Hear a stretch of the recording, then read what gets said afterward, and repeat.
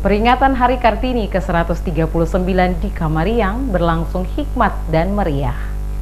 Perayaan Hari Kartini ke-139 pada tanggal 21 April 2018 yang dilaksanakan di lapangan Solohua, Desa Kamariang, Kecamatan Kairatu, Kabupaten Serang bagian Barat diikuti oleh ratusan masyarakat dan berbagai unsur. Kegiatan HUT Hari Kartini ke-139 di Desa Kamariang diawali dengan upacara pada lokasi lapangan Solohua dihadiri oleh Laode M. Hamdal sebagai Kasat Binmas Kabupaten Serang bagian Barat, Kapolsek Kairatu Set D. Riri, Raja Negeri Kamariang Jonathan Peter Kainama, Babin Kamtipmas Negeri Kamariang Alto Heomase, Babinsa Negeri Kamariang Yan Putirulan, Perwakilan Camat Kairatu, Perwakilan Kepala UPTD Kecamatan Kairatu, Ketua Majelis Jemaat GPM Kamariang Pendeta Eli Rupley, Perwakilan Pendeta Seriawan dan Perwakilan Raja Seriawan, beberapa kepala sekolah dari tingkat SD, SMP, SMA dan sejumlah tamu undangan lainnya. Dalam upacara peringatan Hari Kartini yang dilaksanakan terlihat mulai dari komandan upacara hingga pengibar bendera, sampai dengan inspektur upacara didominasi oleh kaum perempuan. Ketua PKK Negeri Kamariang Ansi Ilyas dalam pidato yang disampaikan pada upacara tersebut mengatakan peran wanita dalam satu negara dirasa sangat penting karena perempuan adalah pencetak generasi penerus bangsa sekaligus orang pertama yang mendidik tunas-tunas bangsa.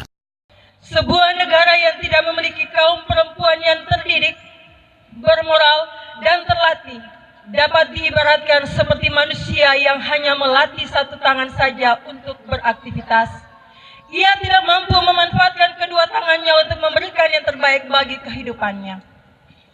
Peran wanita dalam suatu negara menjadi sangat penting karena perempuan adalah pencetak generasi penerus bangsa, sekaligus orang pertama mendidik tunas-tunas bangsa.